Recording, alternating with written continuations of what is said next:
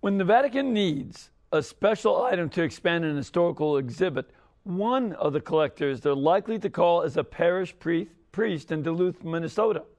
Tonight, we'll talk about one of the largest collections of papal artifacts outside the Vatican. So please stay with us.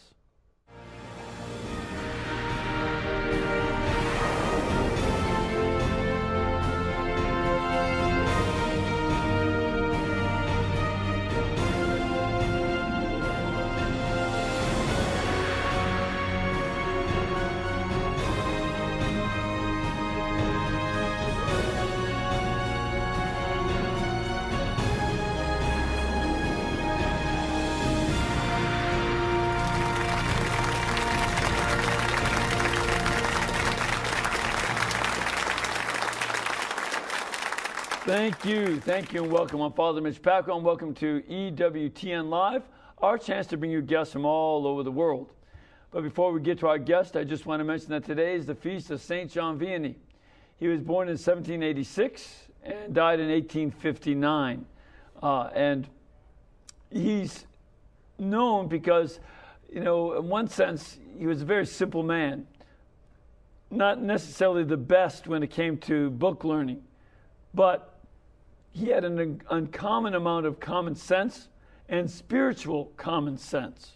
And so even though he had trouble passing the examinations to hear confessions, he ended up becoming the greatest confessor in France and through his lifetime.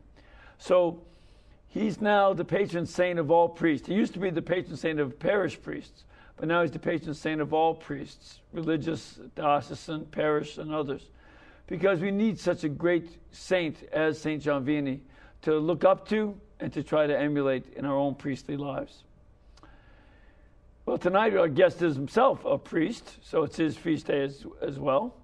And he began to be a collector from a very young age. He started by collecting celebrity autographs from presidents to sports heroes. And after his ordination to the priesthood, he began collecting autographs and artifacts from celebrities of a religious nature. So please welcome tonight's guest, Father Richard Kunst. Thank you. Welcome. Thank you. Thank you. Good to be here. Good to be here. We wish that it wasn't quite so hot for you, for someone from up in Duluth. This is a lot warmer than you're used to up there. A little warmer from Duluth, probably about 40 degrees warmer than what I'm used to for this time of the year. Yeah, but it's great to have you here because you have an interesting background. Mm-hmm. You started off collecting things as a boy. What made you want to do that? And what did you collect? Well, the first thing I collected were coins. I think that was kind of a typical thing that kids collect. But then actually, as I got a little bit older, in 1988, there was a presidential election. I was a senior in high school at that time. And so I got really involved in politics and then the politicians that were running for office. And I'd go and see them at certain rallies and get their autographs and start to write to them. And I found out that I could get autographs of primarily politicians at first just by writing to them. And so it kind of piqued my interest in just collecting on that whole realm of collecting celebrity items like that. This is a lot classier than what I did. I collected bottle tops. Well, I'm sure it was a very nice collection. Not really. It was kind of lame. Well, I wasn't going to say that, but yeah, no, it was lame. But this is a much more interesting kind of collection. Yeah. And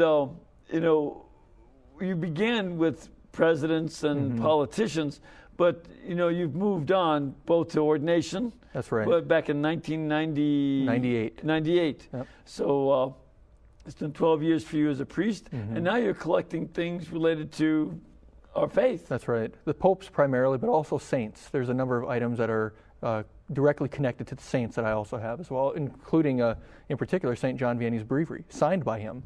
Wow. And that's one of the... How did you get that? Well, that was actually on auction in France. And what the type of pedigree that came with it, so to speak, was that a woman had been cleaning out her grandmother's attic who had just died. And she found the breviary. And with the breviary was a note from an undertaker who had the breviary in his possession, at least dating to 1918. And so, we can trace it back to that time. But if you read the biography of John Vianney, you see that people stole his breviary as a relic.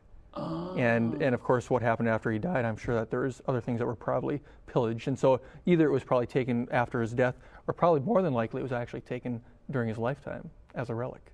But what's really nice about it is that it's signed by him on the inside. Wow. Yeah. Does the Vatican know you have this stuff? Some do. Some in the Vatican know. Uh-huh. Yeah. But that's really an amazing relic to have. That's what we would call a third class relic. Or second class, something Second that they class, used. something that they used. Right. Okay, something that Right. he used. Yeah. That's second class would be something that he owned and used. Right. Now, in terms of this, how do you get stuff from the popes? Well, the one line I always use is that popes don't have rummage sales, and so it's not easy to get things. And usually, what happens is what's happening in Europe now, for the lack of vocations, there are convents and monasteries that are closing, and unfortunately, what they're doing is liquidating a lot of their things just to survive.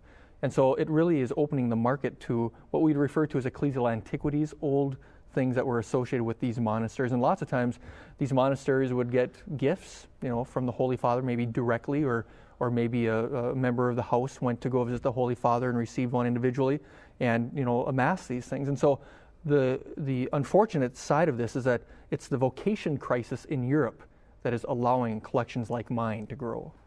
I see. That is sad, because we don't. And it's neat to have this stuff. Mm-hmm. But it would have been better to have it in the context of the monastery. That's right. But the nice thing is that in the monasteries, you probably don't have like little museums or something like that. They're probably hidden away in some archives. But now what's happening, at least with what my intent is with my collection, is to really open it up to allow people to see it. And so I really want to bring these really rare items out to the public, because people are inspired by that. People see the items that I have, and I've had people say to me after looking at portions of my collection, this is like, I'm never going to get to the Vatican. This is the closest I'm going to get to it, and they're really touched by it. And so I'm hoping to use the unfortunate side of how these things get out and make it a positive. You never know. They might have a big attic in the Vatican that they need you to help go through. I'll give them my number. Now, from, some of these people you've asked for autographs, did anybody ever turn you down? Oh, yeah. I would say I used to write tons of letters when I was a kid, in high school and even into college. And I'd say I'd probably get around 20% back when I was writing to these people, about 20%. And so that's actually a good turnover for a postage stamp in a letter, And so I actually amassed a huge collection, thousands of autographs of celebrities of every sort. And what I did was eventually just sell them, because I totally lost interest in that and went totally to the religious and spiritual side. But did any of the spiritual or religious people ever turn you down? Well, I don't really. Well, the popes are all dead except for Benedict, so I never really write to those guys. That'll be a turnoff. Yeah. So I really don't do that for the religious, collection. Okay. I don't write to people for that. Sure. Yeah, it's hard to know who. Didn't Mother Teresa also? Oh, that's right. I'm sorry. Oh, yes, Father Mitch, you've done your homework. Yes, she wrote me. I wrote to her and asked her for autographs. She chided me in the letter. Oh, is that right? Oh, yeah. She said, at the time I wasn't a priest, she said, Richard, there's more important things than autographs. But she signed the letter anyhow, so she still gave it to me. But it is one of my cherished items now, because now she's a blessed. Yeah, blessed. See, that's sort of like getting a rookie baseball card, before they're blessed or before the saints. Exactly. Some of that, exactly. That's another thing I did collect too, is baseball cards. Now, some of the things you brought with you are right here in front of us. Mm-hmm. Tell us a little bit about the thing that's right on top. On top, all right. That's probably, the collection is quite massive, and I just brought things that I thought would be somewhat interesting and small, easy to carry, but that's probably the most rare item I own. It's a seal. When it started with the papacy of Clement IV. Clement IV started the Fisherman's Ring. Mm-hmm. The Fisherman's Ring gives the seal for the authenticity of the document. What year was Clement IV? Well, right around 1260, 1266, right around there. And so he started that, and obviously as the Holy See grew and the Vatican grew, then what they started to do was, have other seals, because the Pope can't sit there and seal documents all day long. And so they started creating other seals just for the sheer size of the output of manuscripts and documents. And then the secretaries could Secretaries stamp would do it. That's right. But now when the Pope dies, because the ring is the seal of authority, they break the ring and then they bury it. Now all the other seals are also destroyed. All right, so because it shows that the authority of this pontificate has now ceased with the death. And so no more manuscripts can be proclaimed by John Paul II because he's deceased. This is a seal that escaped destruction, and it was from the papacy of Gregory the 16th, who was pope from 1831 to 1846. And this is a good example of something coming out of a monastery in Italy. In particular, I'd asked the person who I had actually got it from in auction where it came from, because it shouldn't exist. And he said his line was, "One does not ask the sisters where they get their items." And so it was very interesting, and that gave me enough information. That's a guy that went to Catholic school. That's right, exactly. He knew it. He knew when not to tick off the sisters. Exactly, yeah. exactly. And one of the things that they would use with this, they would stamp wax to sealing wax, which is especially a hard wax, almost plastic, and they would use that as a way to seal a document. When the wax was soft. And some of them were also ink. They did ink ones as well. Now, some of the other things that you have here, like you have another something that is stamped. That's right. What is that? That's stamped, that piece of lead. Well, the conclave conclave means to lock with a key, and when the cardinals get together to elect a pope in the Sistine Chapel, they lock the Sistine Chapel with a key, but they also seal it. They seal it shut. All the doors are sealed shut. And what that is a lead seal that was used to seal up the conclave of 1963 that elected Pope Paul VI. That's exceedingly rare as well. And so it looks remarkably unremarkable, but it's a remarkably rare item. Yeah, because that kind of seal is very important. Nobody can go in or out unless they die. That's right. Then they come out. And that used to happen from time to time. Oh, sure. Some of the cardinals used to be very, very old, and maybe not so nice. Right. But said the Chicagoan. But that would be there to seal the door so that everybody would know no one has gone in or out try to trick anybody or to rig the election. And they're all broken after the election, after the Pope has been selected. And also some of these seals, just before we go into anything else, there were wax. Yeah, there were wax ones as well. How do you mean? Well, I mean, some of the seals, if you look at like old photographs of like the locked conclave and stuff like that, sometimes you'll see on some doors wax seals, and I think that those were primarily for the papal apartments, because when the Pope dies, his apartments are sealed. I mean, everything inside is sealed. And I'm not 100% sure on this, but I think the lead one was reserved primarily for the actual Sistine Chapel. Wax ones were reserved for the papal apartments. So that way they would have, that. And there's also something about some Agnus Dei wax. Oh yeah, Agnus Dei. Yeah, Agnus Dei is that's something that they used to do. It was primarily during the Lenten time, but they wouldn't do it just during Lent. But during the Lenten time, they would do Agnus Dei, where they would melt all the Easter candles from the past year. Then they put chrism oil in there in a big cauldron, and then stir it up, and then they'd make little like wax cylinders, kind of with the image of the Lamb, from the Book of Revelations, and then a saint on the other side. And that was done every year, and then the Pope's name would be underneath, because the Pope would come out and then bless them. And that was something that was quite significant. It was a very significant sacramental up until, John the 23rd was the last Pope that did it. And so I wouldn't even say it was very significant at that time, but in past years, like past centuries, all the way up to the first part of the 20th century, it was a pretty significant sacramental. Do you have any of those? I got a number of them, yeah. Wow. Yeah. I think my oldest one is from the maybe the mid 1700s. See, and to have something made of wax that goes back to the 1700s is really amazing, because wax can melt very easily. That means that people, the ones that have survived, people have taken good care of it because it was so important to them. Sure. Now, you have a couple other things, too.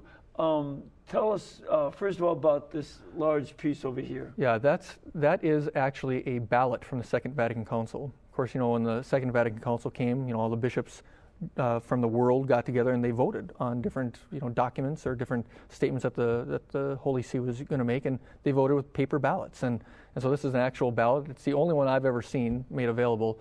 It's a little bit different than what a ballot would have looked like, only because whoever had the ballot put stamps on there, and then they had it postage stamped with the last day of the council. Obviously, those postage stamps would not have been on the original ballots. No, but somebody put it on there just to show that That's this right. is the real thing. Yep, and that it was the last day of the council.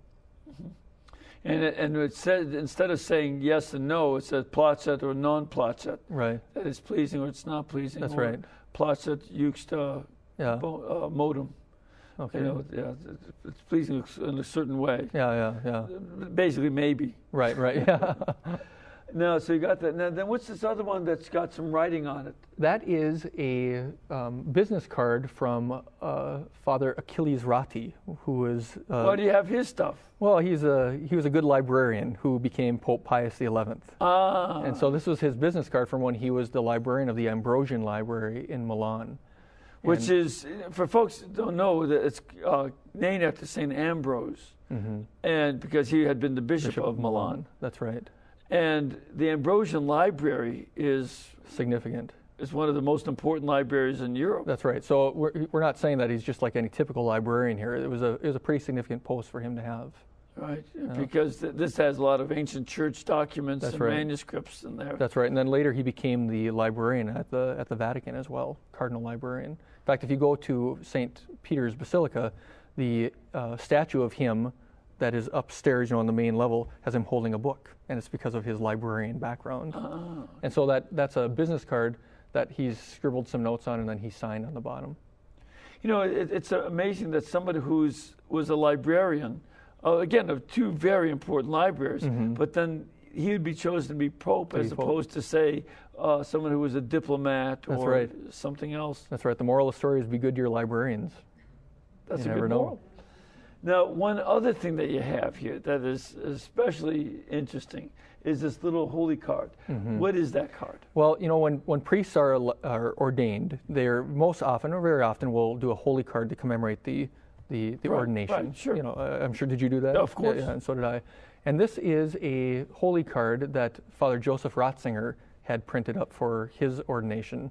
And so that's his holy card from his priestly ordination back in 1951. So that's especially now. Again, you want to talk about rookie cards. It's a rookie card. That's like a rookie baseball card. That's right. Sure. It's a very nice one. Because this is when he's a simple priest, newly ordained. That's right. Nobody knows him really. And who's going to keep it for 50 years? And more, now 60 almost. Yeah. But they did. Well, that's some cool stuff. Now, you've got these things. And I know that you take them on exhibit. From time to time. Right. Yeah. What is the reaction you get from folks who see these on exhibit? I think for a lot of people it's a spiritual experience. Like I shared a little bit earlier, is that I've had people come up to me looking at these items and say, what, this is moving to me because these are the vicars of Christ or the saints. To see something that a saint actually signed or touched or used or something like that.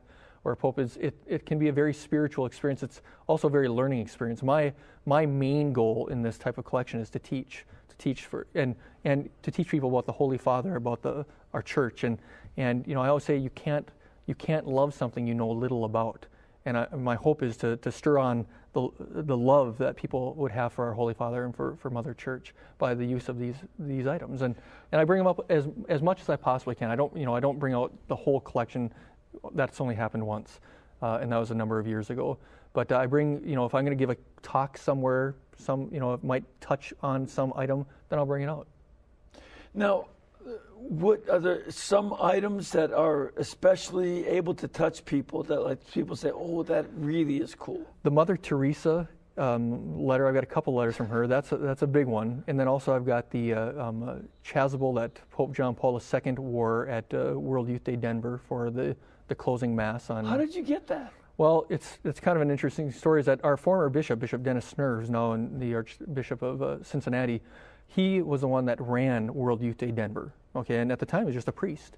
And at the end of the successful program of World Youth Day, the Holy Father gave it to him and as a gift in recognition and appreciation.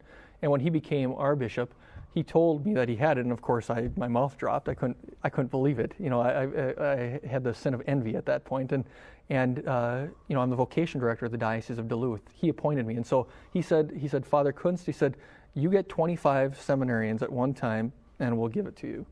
And so I worked. Of course, I had more than that motive, of course, but to get more into the diocese. And this is like get vocations and win big prizes. Exactly. We never quite got up to 25. We got up to 23. But what had happened is that when we had a big show in 2004 called The Vatican Comes to Louis, which we showed everything.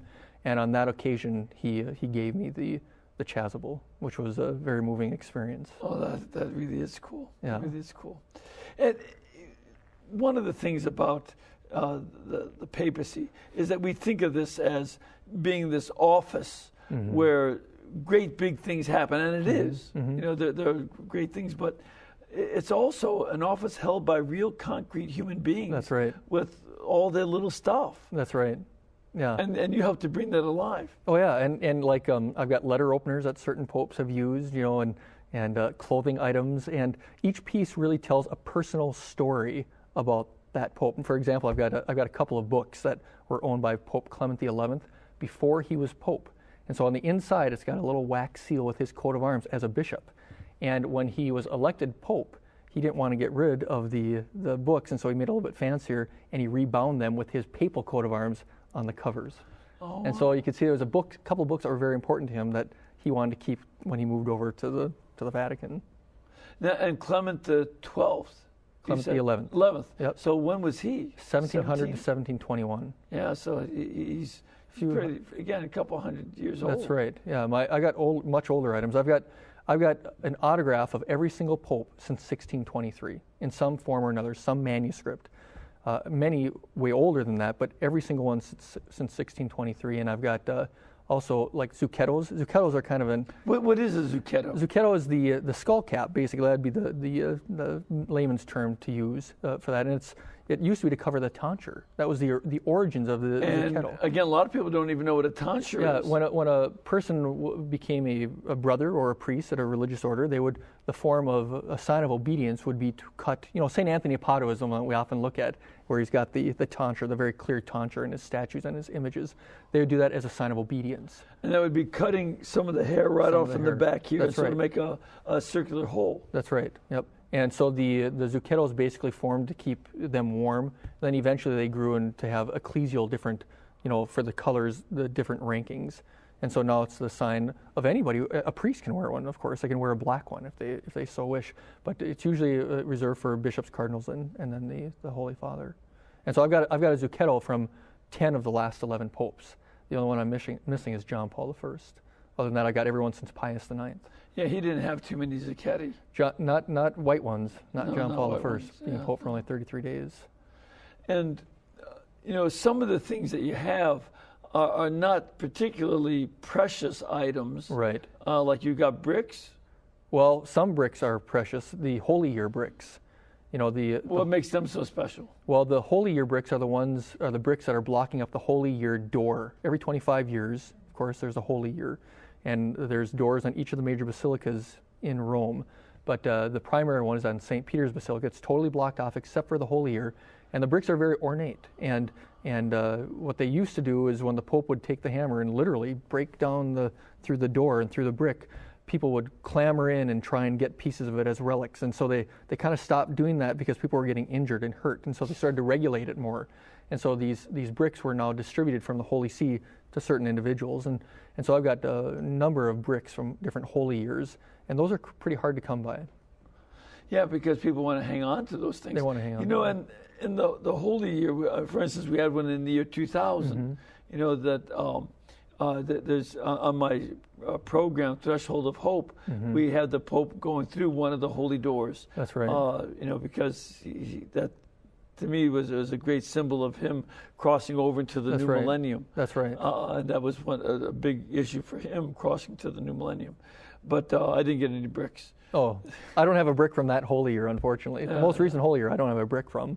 My oldest one's from 1775, which is 50 years older than the oldest one in the Vatican Museum. The oldest one in the Vatican Museum is 1825. And, you know, it's interesting because that's also 1 year older than the United States. That's right. So that's older than the pretty United cool. States, a brick. Now, you also got something that nearly got a person excommunicated. What's this about? That's right. That was Pope Benedict the 14th. Pope Benedict the 14th smuggled a letter out of out of a conclave, because conclave, cum clave, to lock with the key. They seal the doors when they elect the Pope, and he smuggled a letter out of conclave to a benefactor, and that was a violation of the rules of conclave even back then. And so he was certainly risking excommunication, if not his own future election, because it was the election of his predecessor before him. Mm-hmm. So that's an interesting piece, little historical little item. So even some of the popes are troublemakers, huh? In the past more than recently, thank heavens, but we certainly have had our troublemaker popes. Yeah, that we have had. I've been reading some of the popes of the 15th and 16th century, and some of them were troublemakers. Yeah, to say the least. Yeah. But, that is one of the amazing things. When we look at the history of the papacy, there have been popes who were more of an emphasis on the human side than on the gracious side. Right. And some of them were downright scoundrels. Do you have anything from scoundrels? Yes, in particular, Alexander VI. My favorite scoundrel. The Borgia, the Borgia Pope. I've got... the great-grandfather of St. Francis Borgia. I didn't know he was the grandfather. I thought he was a great-grandfather. cousin. Okay, all right. Oh, okay. I've got a papal bull, a complete bull from him. It's the large parchment and then the lead seal attached to it. I also have a few coins from the Papal States during his pontificate. But things from the Borgia Pope, from Alexander VI in particular, is it's hard to get things from him because he's kind of a collectible type of guy, and it's kind of hard to come by. Another one who I have, I wouldn't call him a scoundrel. Maybe he was before he was Pope, but afterwards who became much more better was Julius II. And it's actually one of my favorite items because I'm kind of fond of Julius II. And if you watch the Agony of the Ecstasy with Rex Harrison and Charlton Heston, it kind of gives somewhat of a tilted picture of what he was like. But I've got a manuscript signed by him twice, and that would have been in 1504 that he signed it. Yeah, and that was a time, the movie didn't make it very clear. He made it look as if the Pope was a military leader because he just did it for fun and was on a lark. But the Papal States were in grave danger from all kinds of invasion. That's right, and they were fighting, and he was on the front line. He did fight. He's referred to as the warrior Pope. He's also referred to as Julius the Terrible because, he got his way, and there was no getting around it, in particular with Michelangelo. Right. So, these are, again, you're right, he may not be such a scoundrel, but, the agony and the ecstasy makes him look like a bigger scoundrel than he actually was. That's right, and he's a big character in papal history, Julius II. Now, any of the other items that you particularly mentioned? Well, the three favorite ones are the ones I mentioned, Julius II, the Chasuble of John Paul II, and the Breviary of John Vianney. But I've got a number of saints. I got Lawrence of Brindisi, Charles Borromeo, Robert Bellarmine, John Bosco, Alphonse de Liguori, Paul of the Cross, a lot of the saints. And then my earliest Pope autograph is from 1457 from Pope Pius II when he was a cardinal. Oh, yeah. It was just months before his election. He was a cardinal of Siena. And then my oldest complete item is from Clement IV, 1266. It's a full bull. But then I also have a small, just the seal. The bull is just the seal. But the seal is attached originally to the parchment, which was the proclamation of the Holy Father. And I've got the seal from Innocent III, who, of course, approved the Franciscan order. And so that dates back. That's my earliest individual item. Be careful about the friars here to make sure they... I didn't bring that one with me on purpose. Oh, okay. All right, we need to take a little break, but we're going to be back in about 2 minutes. And we want to get some of your questions and your comments to Father about this collection that he's got. So please stay with us.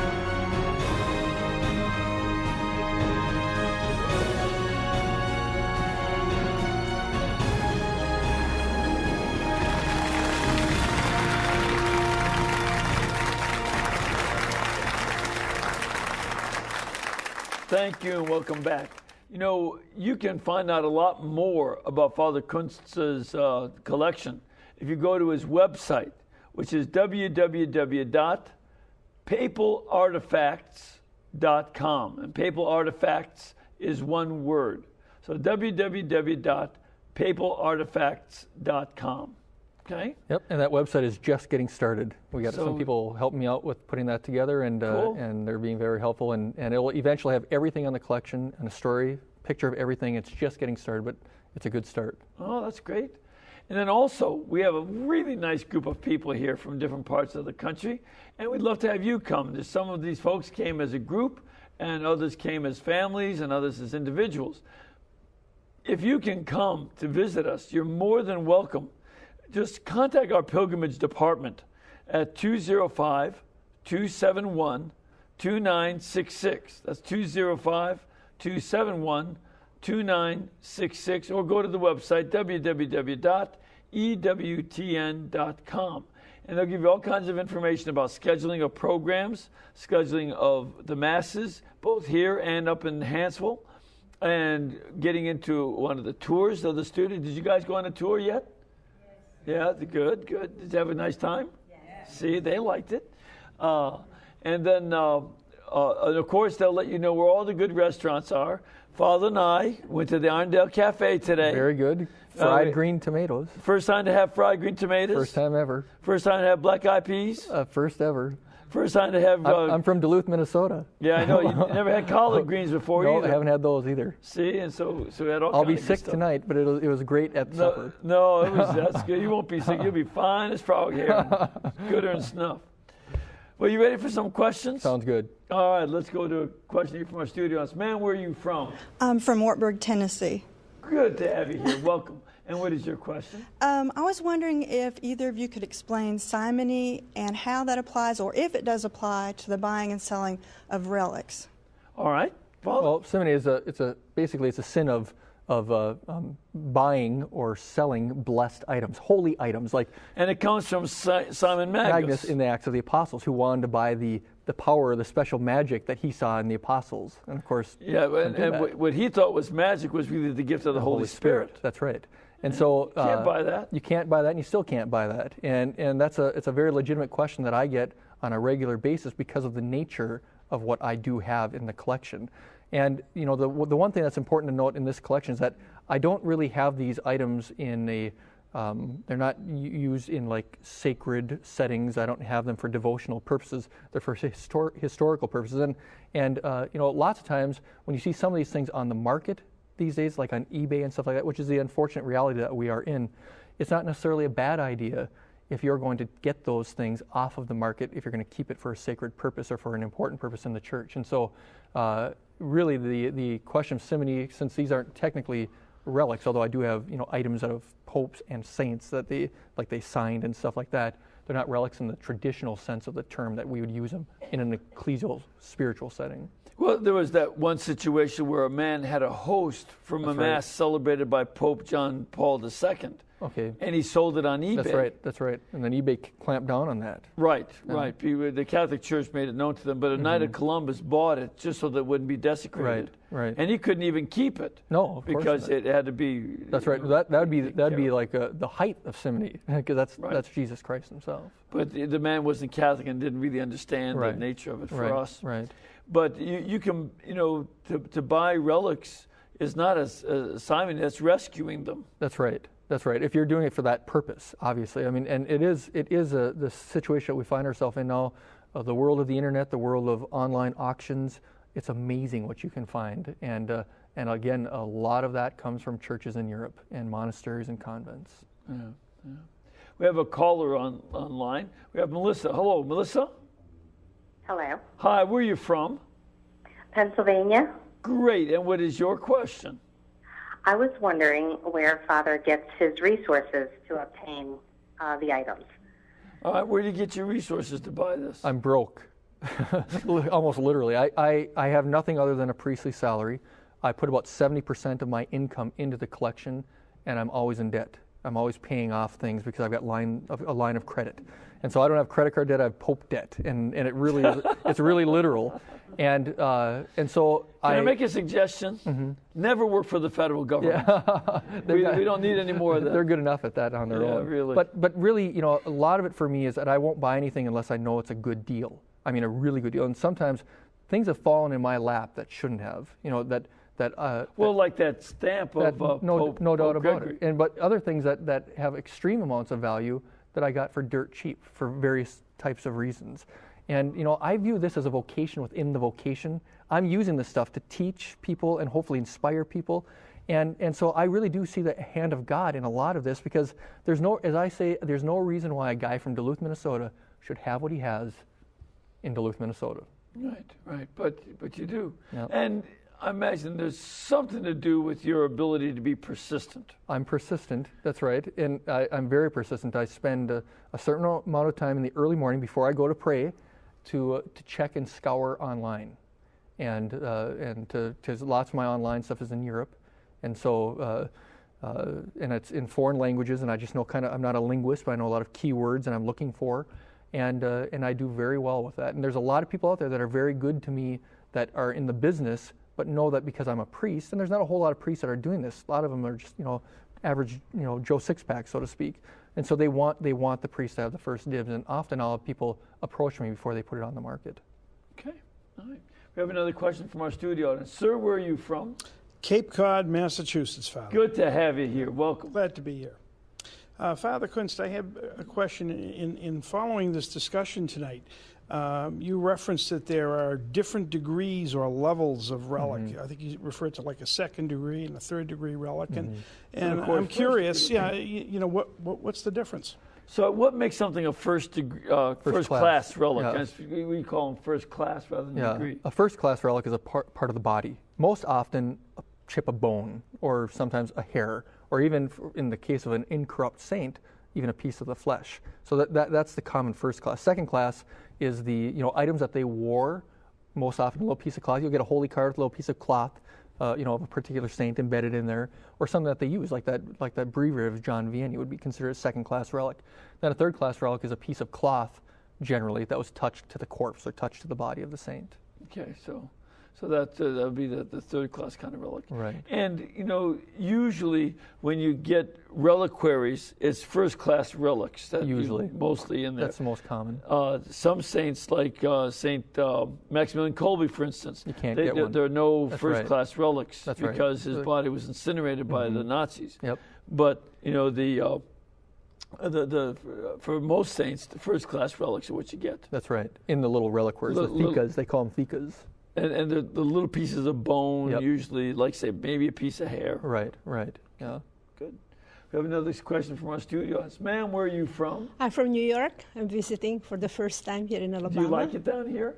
Yes, good. Very much so. I'm very impressed. And what is your question? Okay. I'm very impressed with your collection, Father. And I'd like to say, the Vatican collection treasures have been reproduced into costume jewelries. What steps are you taking to protect your collection, especially the autographs? Because especially now, where it's so easy to copy, to photocopy things. Right. Thank you for the question. That's a good question. The Vatican Library or Vatican Museum, of course, are licensing some things to be replicated. You can go to the Vatican Museum, as I'm sure you've been there, and you can buy some duplicates of things there. So it is regulated. So it's not like they're not regulating. But in regards to my collection, it's not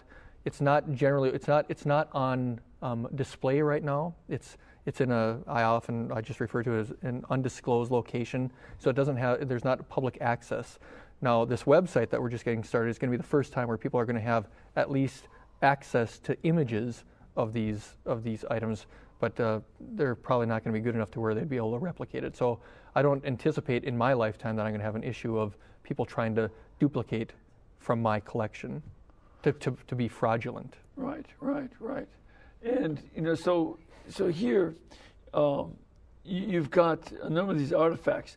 Are there one of the things I was wondering about is whether you have any particular artifacts from key turning points of papal history. For instance, anything from the time of the Reformation, or maybe the World Wars, or, or the Napoleonic Wars. Right. Well, like directly associated with that time. Yeah, and the papacy. The most historic item that I own, that's the document is actually mentioned in textbooks, or at least in history books or biographies about these particular saints, is it's a brevis, or a brief. It's referred to as just a brief letter from Saint Pope Pius V, who was in the the 1560s, and he wrote to the Senate of Milan, asking them to support Saint Charles Borromeo. Obviously, was not a saint at the time; he was the Bishop of Milan, Charles Borromeo, in suppressing the religious order, the Brothers Humiliati, so it's actually a very instrumental manuscript in regards to the suppression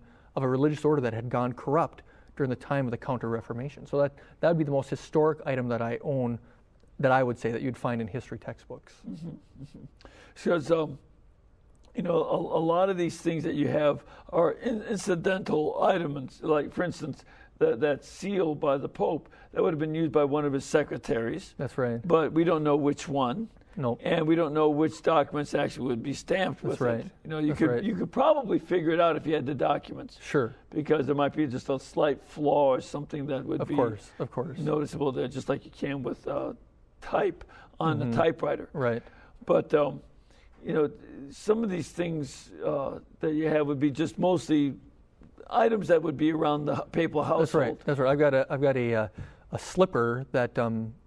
Well, let me back up. Pius X, when he was elected, he had very poor circulation. You'll see pictures of him, close-up pictures of his hands, and they're just really, really puffy, poor circulation. So his sisters actually moved to Rome when he was elected and started to care for him in many ways.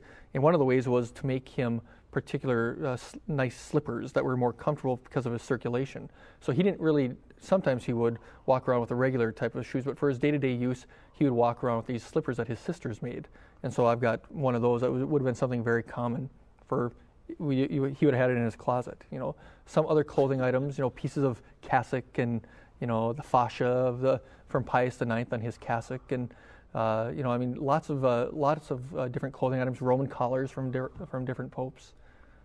Now, one of the things that I've had questions about, and I don't know if you know this or not, but there's some items about the Pope's clothing. Why does the Pope wear a white cassock? Yeah, the white, it actually originates from St. Pius V, because Pius V was the first Dominican to be elected, and Dominicans wear white as a habit.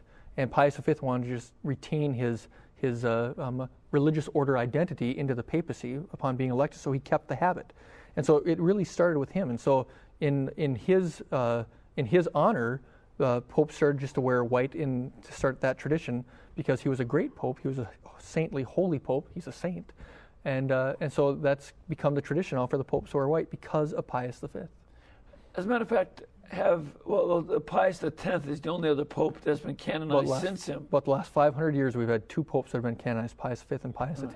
In the first 300 years, everybody but one was canonized. Liberius. Right. Yeah, poor Liberius. Poor Liberius. But another thing, too, is the popes wear red shoes. Why red? That might be a stumper. I don't know why the red is. Do you know why it is? No, I don't. It might just be a tradition that it goes well with white, I suspect. Could be. Could be. But although John Paul II wore brown. See?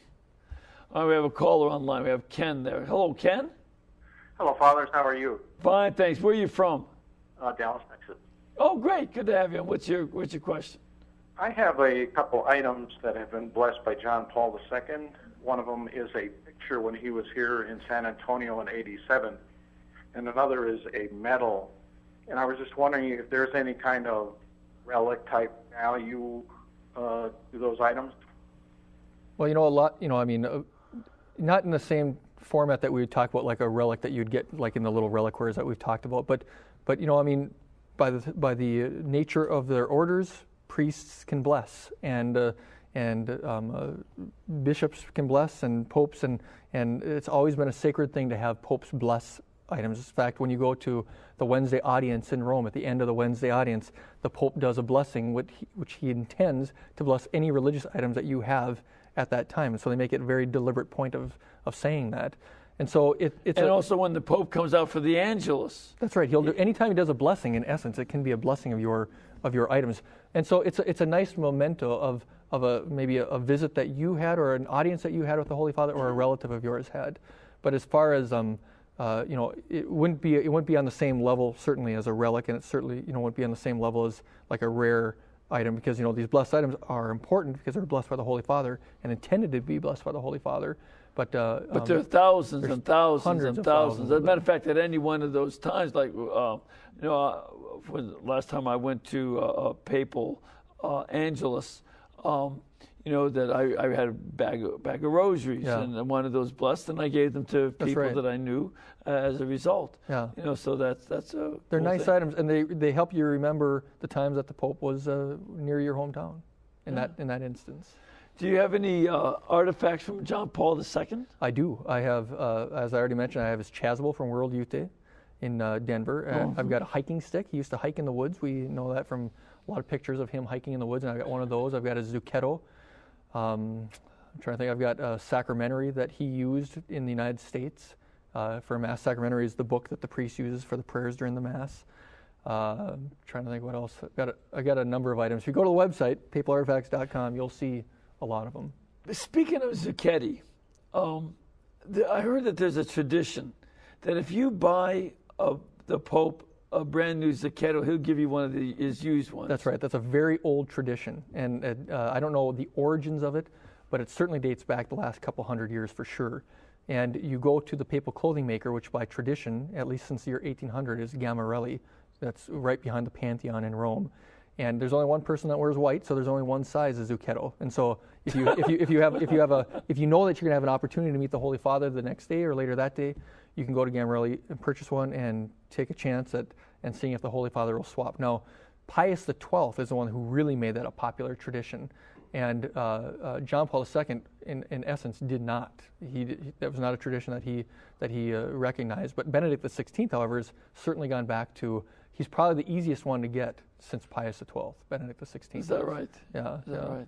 And incidentally, there's only been 2 popes since the year 1800 that have not used Gammarelli, and that was Pius XII and Benedict XVI. You can still buy the zucchettos there, but you cannot. They don't have their clothing tailored from Gammarelli. Is that right? Yep. Why not? They got a better deal? Well, they kept their tailors from beforehand. I suppose they were in Rome for such a long period of time. Both of them were prior to. They had a different one. There's not a Walmart for popes. There's not. So you can't go just to a discount store. No, exactly. But Gammarelli's in its own right is an interesting place to visit when you go over to Rome, and a lot of people don't know about it because you can see the storefront. You can see like the little zucchettos, the white zucchettos that you can purchase there. Oh, that's a good idea. Yeah. Especially if I don't plan on meeting the Pope, but I've never met a Pope. Really? Have you met any? I have. I met John Paul II about 7 times, and that's a true blessing. I can celebrate Mass with him in his private chapel 3 times. In fact, within 48 hours of my being ordained a priest, I met John Paul II. Cool. Yeah, it was pretty awesome. And the very first thing he said to me was, "You're too skinny." And that's exactly what he said. He pointed at me and said, "You're too skinny." I thought he was going to say something inspirational, but he didn't. That's a guy in his 80s sort of saying to a guy who still can be skinny. Yeah, exactly. It's not, the older we get, the less easy it is for us to be skinny. I know, yeah. So they may come for you, may not. But it's, that's pretty cool. Yeah. And also to have some of the things from him.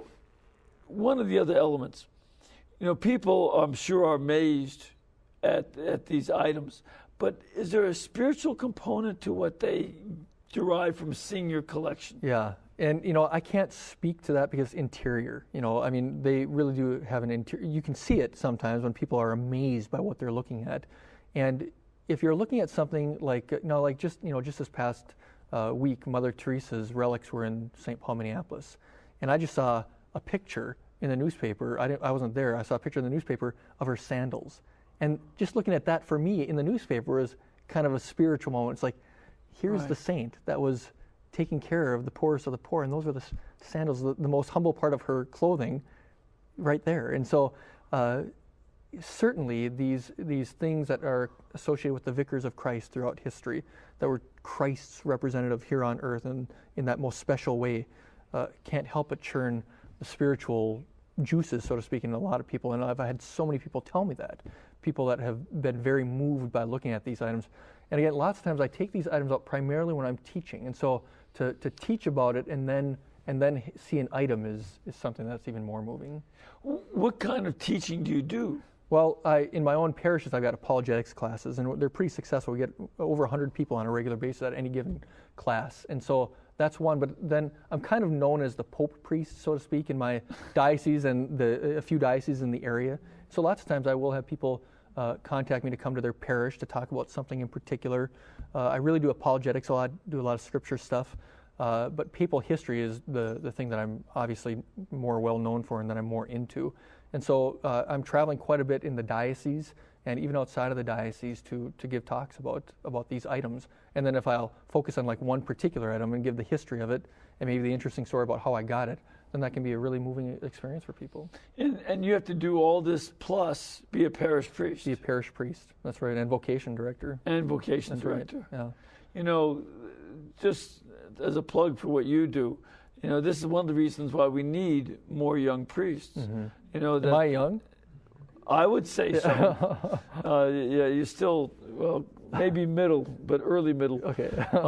But you know, we need young men to enter the priesthood because, you know, our Lord said it well. Mm-hmm. That the harvest is rich, but the laborers are few. That's right. There really is a great harvest out there, and there's a hunger for spiritual needs. There's no doubt.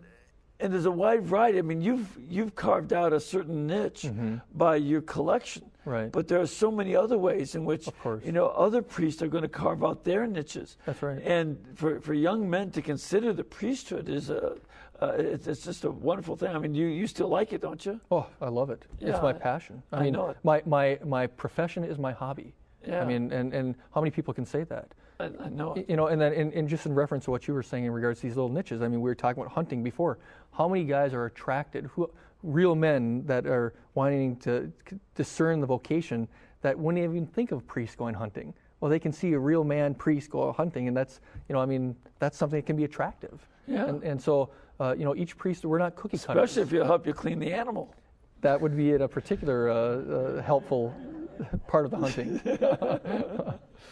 But priests are not cookie cutters. We each have our own interests and we each have our own strengths, and so there's always room for young men into the priesthood. There's always a whole host of ways that you can utilize your interests. And there's room for a wide variety of guys. That's right. Now, we don't want everybody to be doing the same thing. You know, how many guys are going to do the kind of collection you do? But right. you know, and hopefully none of them will do bottle top collections. But they're like I did.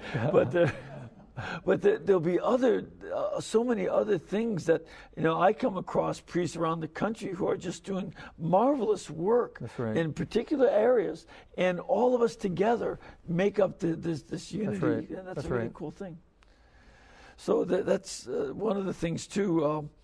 I want to invite people, you know, to go back to your website mm-hmm. because that's again it's www.papalartifacts.com. And people can learn an awful lot about these artifacts just by going to your website. That's right. We'll have photos of every item. Right now, it's just in its infancy. But I've got a great webmaster. I got great people helping me out in putting that thing together. And I wouldn't be able to do it without them because they're doing a lot of work. So I'm dictating every single item in this collection. And there's tons of items. And then I've got somebody who's actually typing them down, and then we're getting them into the computer. Really? I've got people that are doing the photographs for me. You know, these are all people working out of their own, you know, goodwill to want to do this. I have a webmaster who's an excellent webmaster. Just check the web. It's a phenomenal website. I'm particularly happy about it and excited about it because it's just new. It's just getting started. And so because it's in its infancy, be patient with it because there's probably only right around 50 to 60 photographs on there right now. There's probably around 300 items, right around 300 items that are explained right now, but there's not the images for them except for about 50, and we're just a fraction of the way done. So because you said you had about 1,500 items, yep. right? Yeah, in total. So that'll be a big. It'll be a big website, and it'll be unique. There's no other website like it because I've looked.